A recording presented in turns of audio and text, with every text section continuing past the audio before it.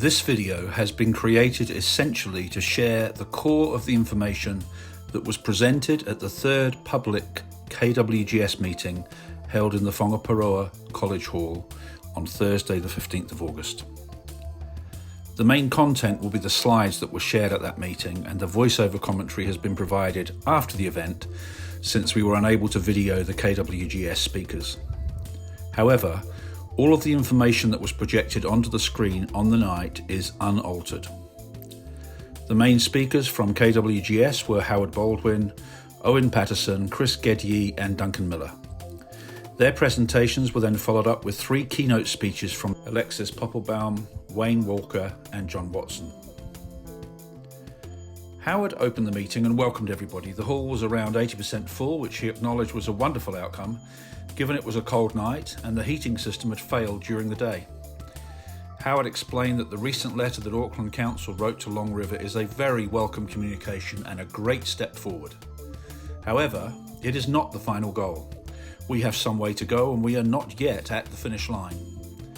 There are several people that Howard recognised as being critical to the progress we are making as we seek to return the green space of the Gulf Harbour Country Club to its original intended and planned state. Firstly, Howard extended thanks to the wider Whangaparāoa community for their steadfast support, energy and resilience. Also to the 420 website members, 1,650 Facebook group members, 420 YouTube channel subscribers, and 4,500 people who signed the Change.org petition. KWGS have also very much appreciated the support from Councillors Watson, Walker, and Chairperson Poppelbaum and the Hibiscus and Bays local board team. And whilst unable to attend the event tonight since he is overseas, we wish to extend our sincere thanks to Mark Mitchell for his support.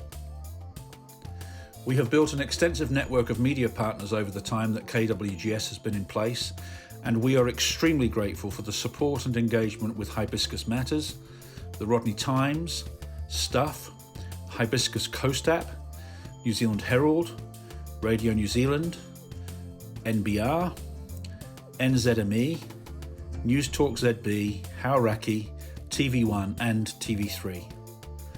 We are thankful also for the consistent support from the Auckland Council staff and from the CEO, Phil Wilson. Finally, a big shout out to the Whangaparaoa College Principal, Steve McCracken, for the use of the auditorium, and DP Lisa White as she has liaised with KWGS. Howard handed the baton then to Chris Gedye, who is the legal team leader for KWGS. Chris also thanked the Council for their support and for the letter to Long River Investments in supporting the encumbrance.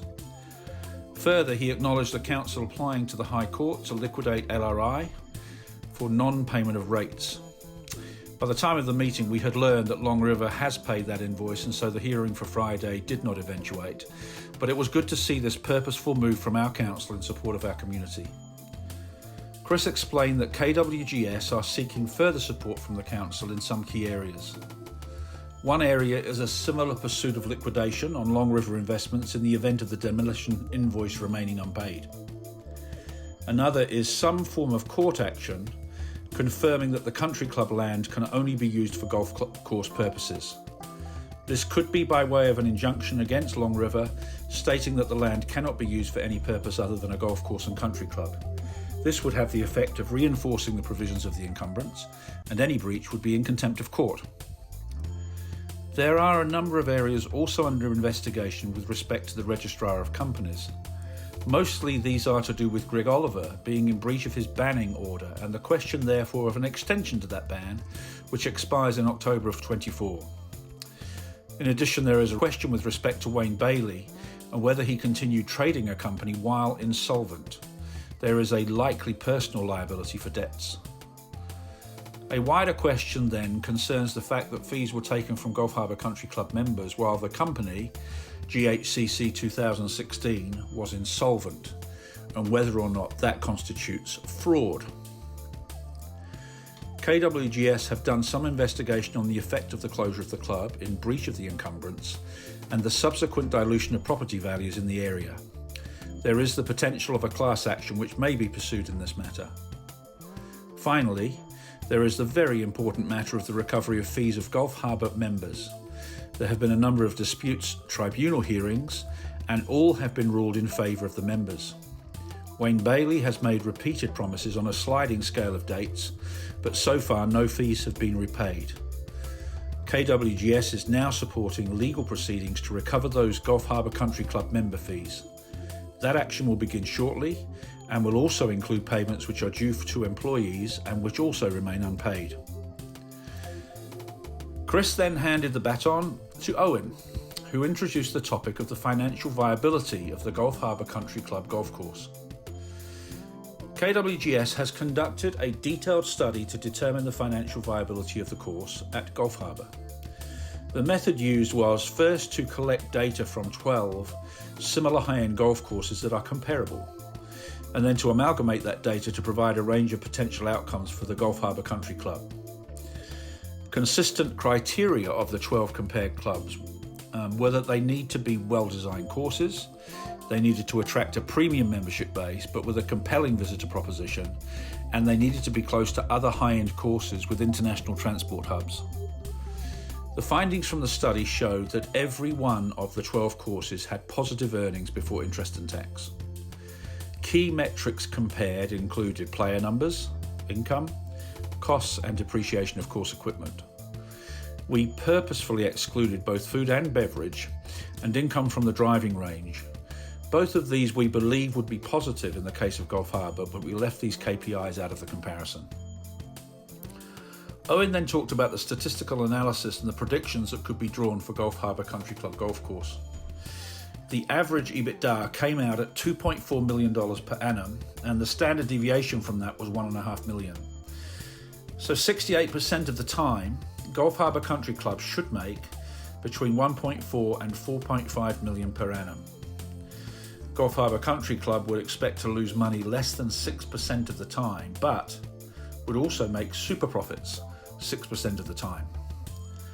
The key factors driving this performance are key income drivers, membership and subscriptions. To achieve positive outcome in this area, the golf course needs to be well run and subscription levels must be competitive. While macro events such as weather, a pandemic or major economic downturns might compromise income from green fees, a well-marketed offer backed by a premium course should ensure fee rates can remain high and subscription levels strong.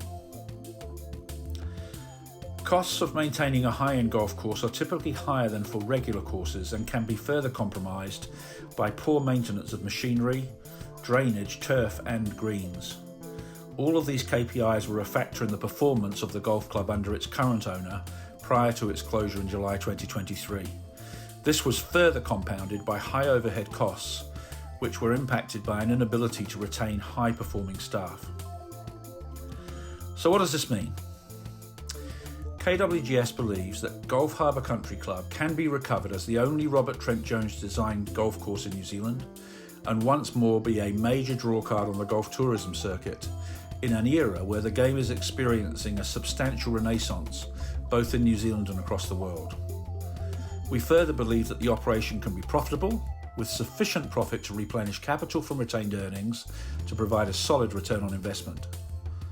It is reasonably obvious that the current owner purposefully ran the golf course business to the point of closure in July 2023 as a pretext to seeking agreement from council to build houses on the land. Any suggestion from anyone that the golf course cannot be run profitably should be solidly dismissed.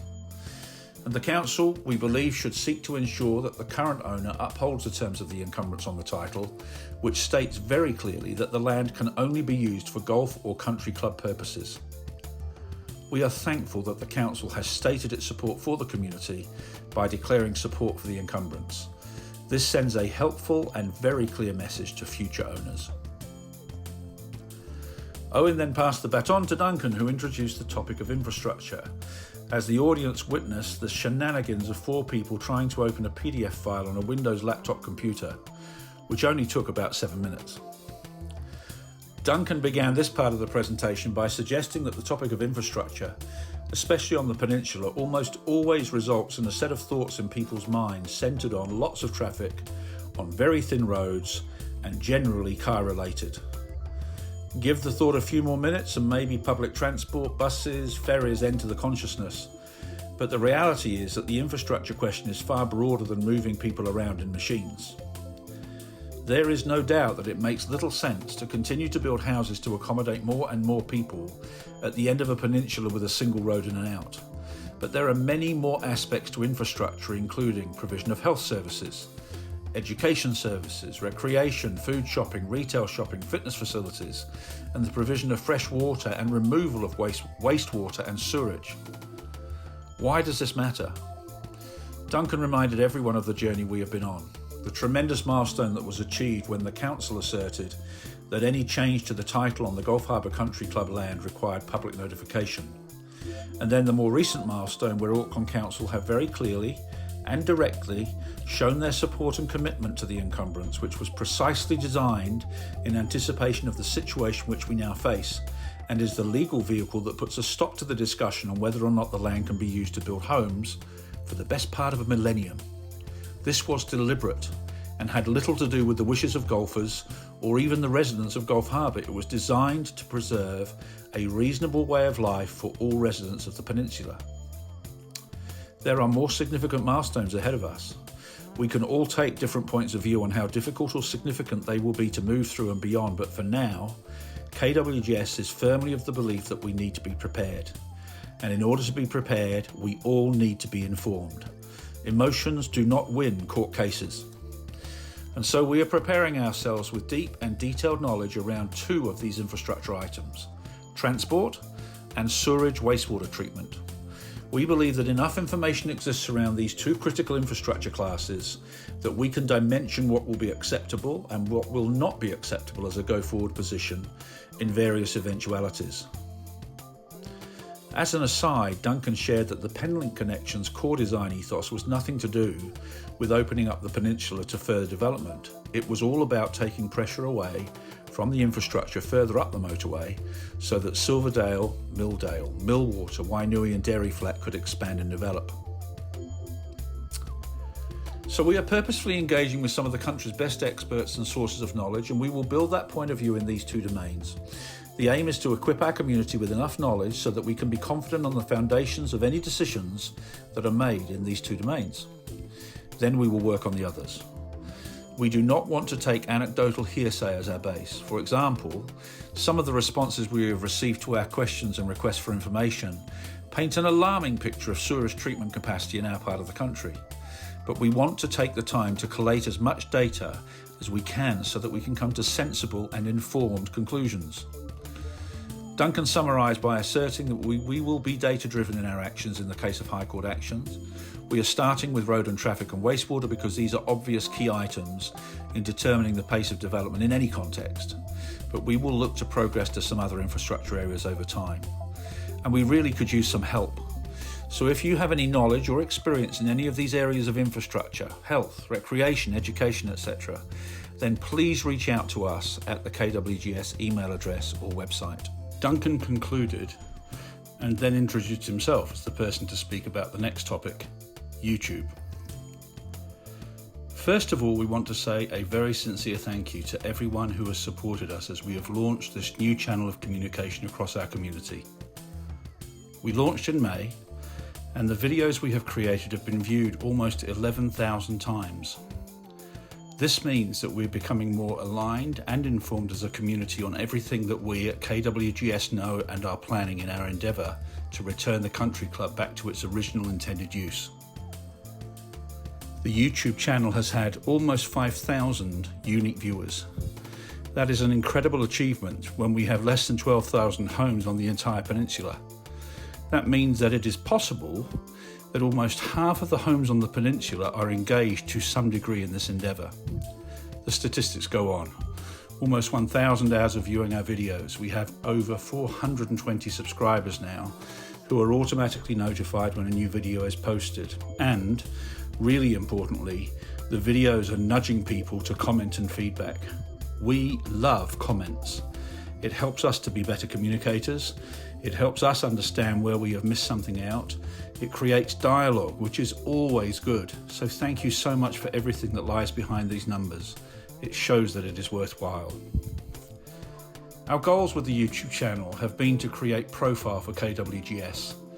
We want to join the whole peninsula in this endeavour, not just golfers, not just Gulf Harbour. The more that we contemplate the potential of what could happen, the more we realise how much this will negatively impact the entire peninsula community. And we want to try and align understanding and to quickly get consistent understanding of some of the news that flies quickly around social media. We want to empower conversation so that when a friend of ours who lives in the centre of Auckland suggests that we are all just rich golfers who are upset about something like this happening in our backyard, we can all bring a positive understanding to the discussion. We wanted to make it easy, and it's cheap as well. It costs absolutely nothing to use and to share information on YouTube. It also makes information interesting because it brings it to life in mini movies. Finally, it enables us to quickly share progress and actions. We do have a couple of requests for help. One is concerning the number of subscribers. We know that many people view and around 20% subscribe. Subscription helps us with YouTube since it makes us easier to find. It also gives an opportunity for you to automatically be notified when a new video comes online. All you need is a Gmail address. It's free. Then you can log into YouTube with your Gmail credentials. That is also free. Then you can subscribe and comment. That is also free. And did I mention? We love comments and feedback. One thing we are considering is around raising funds through YouTube. There is an opportunity to use a utility called Patreon. It is entirely voluntary, and we will never put our videos behind some kind of payment infrastructure. But voluntarily becoming a patron of KWGS enables you to donate a preset amount of money, say $1, every time a YouTube video is uploaded. You don't even have to think about it. We think that in our overall fundraising efforts, we would like to try to keep raising small amounts like this so that in the event of needing a significant amount of funding one day, we can avoid coming and asking you all to dig deep. So we are considering this at the moment. One other request is to ask if you could help us to promote live streams. These are so much easier for us to organise than public meetings, and also so much easier for you to attend. You can still type in questions. We will try to answer them while we are all online. Finally, we do have some 10cm by 10cm stickers. We have produced these to help to keep what we are doing visible. So if you have a business or a car window or a bumper that you would be happy to stick them on, then please come to us and take 1 or 2 or 3. So our summary slide does not really need to be repeated line by line. One simple thing might be to list 10 people that you can send a link to the latest video to. Use whatever you most are comfortable with, WhatsApp, text or email. It's free and really easy, and it really is making a difference. Thank you. Duncan concluded, and Howard then introduced our first counsellor, Wayne Walker. First of all, I'll just draw your attention to the letter that the Chief Executive wrote. And the outstanding thing is the strength of the words. Vigorously resist any changes. Ensure that the encumbrance is honoured, and also reference to the obligations under the encumbrance. So this is a wonderful position, and this is the newly appointed, or relatively newly appointed, Chief Executive. The other thing that I want to emphasise is that there are many things that support the position that the team here that is involved in the campaign has got underway. And they go to things like retaining the golf course and the enhancement of the golf course, and I would suggest a business case for the golf course that can be on the up and up. So if we have a Gulf Harbour ferry service that's pushing up, if the ferry service is 7 days a week, that means that this golf course becomes more viable. And this is probably the best high-class golf course within the vicinity of the Auckland CBD, and the major location where people that come to New Zealand come through. And it's only a ferry ride away. So that can turn around. The other things that haven't been mentioned, but you would expect would be of interest to Council, are the positive aspects of retaining the golf course. The importance of the open space that the encumbrance refers to, the wildlife values, the carbon sink, the stormwater values, the ponds, the ability, hopefully, for enhanced access by the community. There's a value that can be put on all of those things, and I know that the team is working on those things so that we can achieve a situation where there's a really good reason for the council to be behind the actions. And what's important, given that, in my reckoning, we've got the 7th owner, effectively, of the land at this stage. It started off with Winston's, then Books and Davies, then Go, then Peters, Blue Chip, and so on through to now. At this point in time, the imperative thing is we lock it up, we get the covenant absolutely rock solid, and the open space issues, and that obviously enhances the value in the area. A couple of comments I'd make. There is a transport study that's underway on Whangaparaoa that came about as a consequence of your opposition and other people's opposition around the demise of the Gulf Harbour Ferry. So that is underway, and it's important that you interact with that. The last comment I'd make is really just to emphasise that the team that you've got going for you is outstanding. They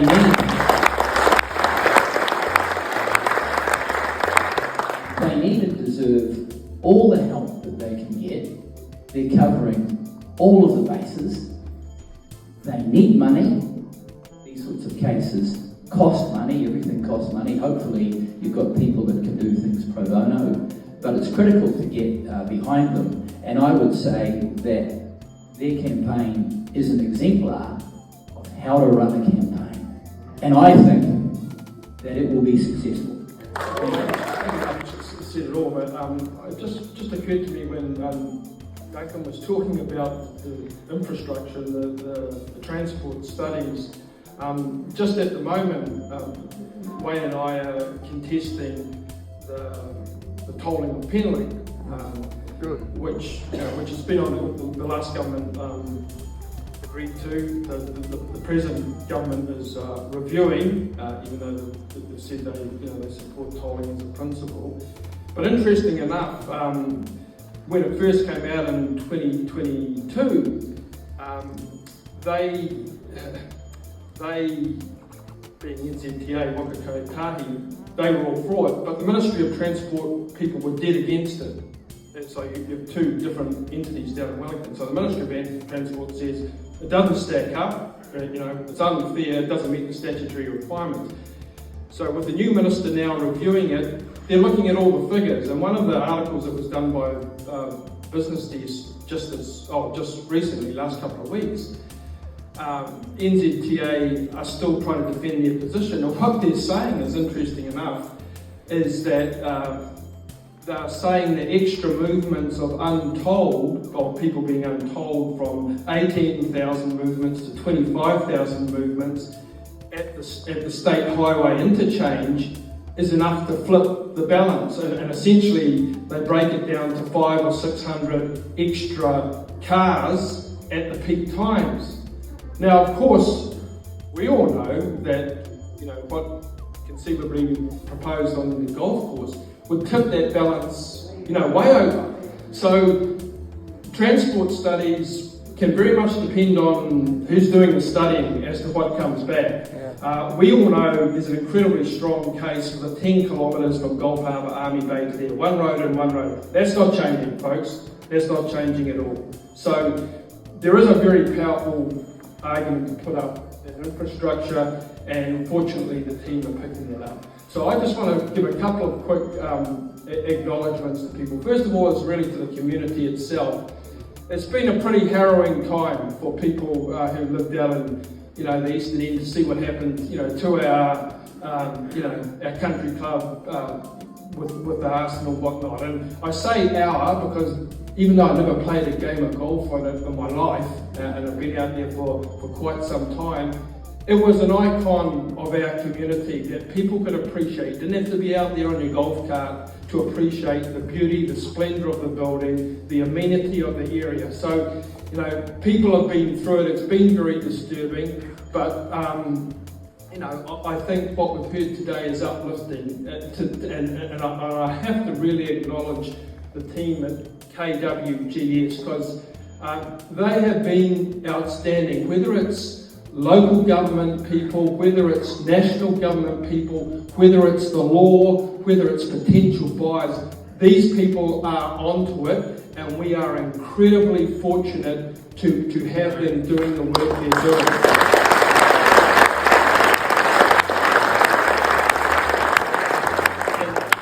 And that cannot be emphasised enough, because if we're going to give support and progress, they are absolutely key here. They're covering every single base, and I would suggest to you that this unprecedented statement from the CEO is very much evidence of that. I've never experienced anything quite as emphatic. He's certainly safeguarding the Council's neutral position as far as regulatory, any possible regulatory involvement goes, but as far as the measure of backing the community and making a statement on the covenant, that's been really good. So there's probably other things I could go on to, but I won't. I'll be better the time I think spent asking the experts here as to what questions may people have. Conceivably there might be questions about the squatters, which is it's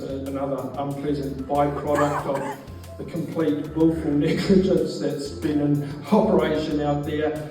But the CEO again, he's made the offer to Oliver and his merry men to say that the council's willing to come in and intervene and essentially deal to the squatters, not councils, not public land. So that again has been put to them in black and white, so the ball's firmly in their court. Certainly, any intelligence on that is welcome. I try to go by occasionally to drive up and see it. It's not very good. I had hoped those people might have acted as some sort of guard to the antisocial behaviour that occurred just up to them, but that certainly didn't prove to be the case. So again, unfortunately, very much back and listening to what comes back from Oliver and his, if anything, and that they are almost impossible to contact and very reluctant to make any communication. However, they will be getting contacted with the next 200 odd grand bill that's coming up. They will have been invoiced for already, and this is starting to gain a bit of momentum, and again, thanks in no small part to KWGS. So thanks everyone, thanks for your support. Keep backing the team. They are absolutely outstanding, and we're going to win this one, and we're going to keep that.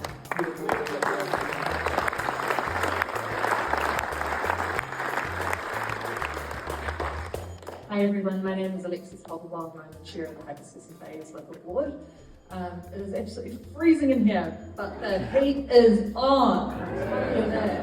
It is so exciting to see. I'm joined here today by Jake Law, who's got a special interest. Apparently he's living today. His grandfather, Mr. Law, was actually the signee on the encumbrance back in the day. So a special family interest there. Leanne Willis and Sam Mills. Listening today a little bit about the concerns about the fast-track consent applications and the worry about that coming through. Sam is one of the two people on our local board who actually does a delegation for resource consents and giving feedback, and he and Julia Parker, who are the leads on that, have given some very strong feedback and advice back on some fast-track applications previously. So we've got some really fantastic people here and on our local board. Our local board hasn't had the ability to have a position on what we're discussing today, but in a roundabout way, what I can say is that we are here, we are listening, we have been here, we've been meeting with the team, I think that we've discussed it was probably about last year actually. We've been following with a very, very keen interest. The other thing in a roundabout way that I can say without giving any board position, because we don't have a board position, is that our local board plan really prioritises and showcases what is based off on your advice and your feedback that you've given us, is that the priorities are open space for our communities, recreation and leisure. And we back that in our work programs anywhere we can. Gulf Harbour has had a really hard time of it lately. With this matter itself, as well as the ferries, it just feels, for a relatively small community, it has been a really tough time on your community lately. With the ferries, we've been backing you in the background, and I know councillors have as well, and we're so excited to see some movement on that in September and getting the reinstatement of some of those ferry sailings. It's not quite where we want it, but it is an improvement. The Whangaparāoa Peninsula is one of Auckland, one of 5 most vulnerable roading corridors in Auckland, and it is really essential that we get that right. So we're keeping the pressure on with the ferries. And another infrastructure-related matter and a nearby issue for you guys is Penlink. Last year, we were in front of anyone who would listen, the Transport and Infrastructure Committee and the AT Board, advocating well in advance of the drafting of the Regional Land Transport Plan, where projects are listed and prioritised for funding. We got in there well ahead of drafting to get our projects across the line and showcase what is an absolute need for our area. And one of those projects was a new project, which was the need for a Whangaparāoa bus interchange at the start of Penlink, because there's nowhere for buses to turn around in Stanmore Bay, and you can't open a road project like that and not have reliable public transport for people to transition onto. It's insane. So we were very clear in reminding them that it was the advocacy of our local board who pushed Penlink to get funded through the NZ Up program, back in the last government. So we saved Auckland Transport its share of the $750 million required for that, and we were very clear about that. I'm really pleased to let you know that in the Regional Land Transport Plan, which has been published just recently, that the Whangaparāoa bus interchange, which is just remarkable as a first time project in that plan. Usually stuff sits around there for quite a while until it gets funded. A first time project, it'll be, it's earmarked for funding for the first financial year, next financial year of that plan. That's right. It has to go through a little bit of a funding piece of work in the background and get some NZTA funding, so watch this space, but we'll keep you updated on that. Listening to today and the work that's been going on last year, I would just like to reiterate some comments that have been already made about what an incredible team that you have and your ongoing support of being here and showing your support to these people your key group of people who are putting in an enormous amount of hours. I wouldn't even like to guess how many hours that you're all putting in of your own time. You being here matters. It really, really does, and providing the support. On behalf of the committee, I do have to say that they did ask me to check if anyone has got any IT expertise to provide to them. That's been showcased tonight. I'm kidding, it's fine. Having some slide issues is fine. But it's incredible that within this community, you've got some amazing people that are driving this project and all of you who are backing it. And it reminds me of something, there's a number of projects like this that feel like that David versus Goliath type feeling.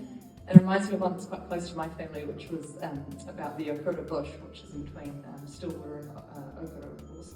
And back in the 80s, it was looking like it was going to become a tip. There was an application for it. And the community fought like buggery for it. And it is now an incredible gem in our community and beautiful green open space, ignoring the fact that it's closed at the moment because of COVID dieback, but we'll get there. It is a remarkable achievement. And I think it's really important along this journey, and it can feel like an uphill battle, is that you stop and think and look back on where you've come from. And to end with a bit of a box of fluffies, it's out of something bad can come something really positive and something really good, because how many of you have met new people in your community because of this, and the community spirit that's been brought out from this, and you cannot back that down. And I know that this will be a hell of a fight still to come, but don't forget to stop and to look back. And if you remember anything from my talk briefly this evening, it is this: your local board backs Gulf Harbour. We back your residents, we back your interests. Thank you. So that concluded the presentational part of the meeting. We did not video any of the questions or answers. It was too problematic, and there are a number of privacy and technical reasons why we could not do that. So we just like to thank you all for coming out on such a difficult night, cold outside, cold inside, but we really feel your support, and we appreciate that very much. Thank you.